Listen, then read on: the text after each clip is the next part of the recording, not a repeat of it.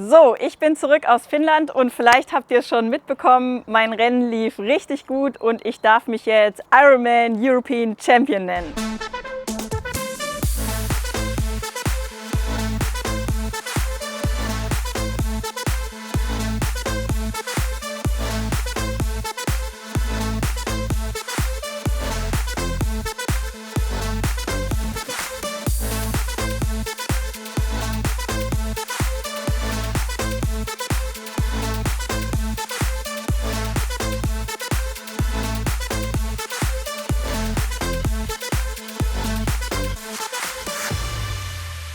Von Anfang an hatte ich ein richtig gutes Gefühl, als wir in Finnland angekommen sind.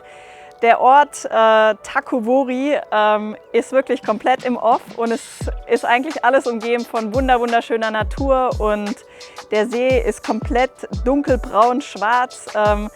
Aber das Schwimmen da drin war mega schön und ich hatte einfach ein richtig gutes Gefühl vor dem Rennen. Ich war zuversichtlich, auch wenn ich wusste, dass meine Vorbereitung ja mit knapp 6 Wochen nicht wirklich lang war.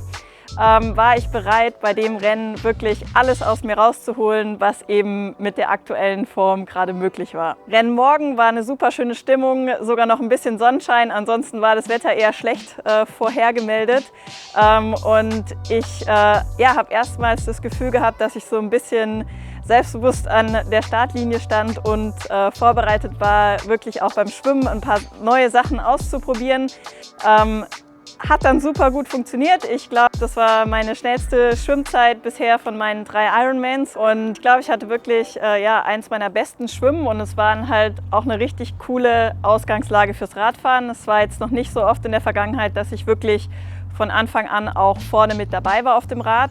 Das hat mir natürlich jetzt für das Rennen ja auch nochmal so ein paar neue taktische Möglichkeiten eröffnet. Ich würde sagen, die ersten 100 Kilometer vorne in unserer Dreiergruppe gefahren und habe da einfach mein Ding gemacht. Die Radstrecke war komplett einsam. Man hat eigentlich nur Bäume, ein paar Seen gesehen und hier und da mal eine Person an der Strecke.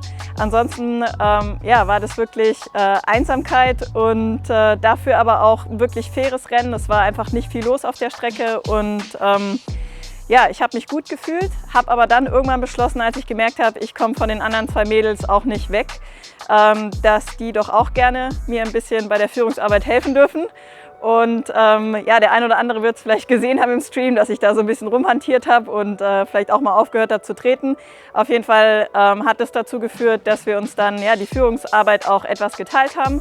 Was cool war, es war am Ende auch ganz schön, dass ich nicht irgendwie 180 Kilometer alleine unterwegs war, sondern dass wir da zusammen unterwegs waren. Und es war relativ schnell klar, dass wenn irgendwie einer von uns nicht was passiert, im Endeffekt die 3 Kona-Slots, die es jetzt dort bei dem Rennen gab, irgendwie unter uns 3 aufgeteilt werden. Es war meine 3. Langdistanz. Es war trotzdem auch noch mal viel Neuland für mich. Ich bin super zufrieden, wie ich mich pacen konnte, wie meine Verpflegungsstrategie funktioniert hat, auch vor allem die Tage vor dem Ironman, wie ich mich dort ernähren konnte und so, dass das einfach alles gut funktioniert hat. Ich bin dann mit einem richtig guten Gefühl vom Rad gestiegen, in meine Laufschuhe rein und obwohl ich nur so eine kurze Laufvorbereitung hatte ich irgendwie so ein richtig gutes Gefühl in mir. Und ich habe gedacht, okay, jetzt steigen wir hier zu dritt vom Rad, das wird jetzt ausgelaufen. Und ich war eigentlich so ein bisschen darauf vorbereitet, dass das jetzt beim Laufen genauso weitergeht wie beim Radfahren, dass wir da zu dritt irgendwie halt ein Ausscheidungsrennen machen.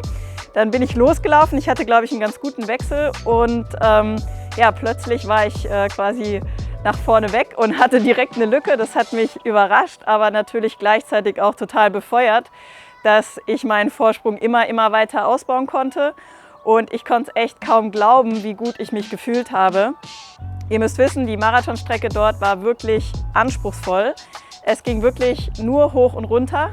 Ein super langer Anstieg war drin, den musste man 4-mal laufen, ungefähr 4-mal Palani, wer schon mal auf Hawaii war. Also es war echt nicht ohne. Aber im Endeffekt, ich war vorher in St. Moritz, bin auch da bergig gelaufen, gerade auch die Passläufe und so. Das heißt, ich glaube, ich habe wirklich von der Vorbereitung einiges richtig gemacht, weil irgendwie hat mir diese Strecke auch einfach wahnsinnig viel Spaß gemacht. Der Untergrund hat ständig gewechselt, es war super viel Gravel und dann diese ständige Hoch und Runter. Es ist im Endeffekt super schnell rumgegangen, der Marathon. Er wurde definitiv zäh hinten raus. Vielleicht bin ich etwas zu schnell angelaufen, mit Sicherheit, aber wer nichts riskiert, der nichts gewinnt. Und ja, insgesamt lief es echt so gut. Es hat dann leider noch angefangen zu regnen, aber es hat im Endeffekt jetzt das Rennen nicht groß beeinflusst. Ich war so unglaublich erleichtert, die Ziellinie zu überqueren. Als Erste meinen ersten großen Titel zu gewinnen, vor allem nach der Verletzung und einer echt schweren Zeit für mich, da so ein Comeback abzuliefern, das war unwirklich. Und ich bin einfach so glücklich, erleichtert und nehme aus dem ganzen Erlebnis so viel Motivation mit. Ich habe jetzt die Kona-Quali. Kona wird vermutlich dieses Jahr nicht so stattfinden wie geplant, aber es wird noch andere coole Rennen geben und wenn Hawaii stattfindet, dann hoffe ich, dass ich da ja, mit einem noch besseren Shape an Start bin. Die Motivation ist hoch und wie es bis dahin weitergeht, da nehme ich euch natürlich mit.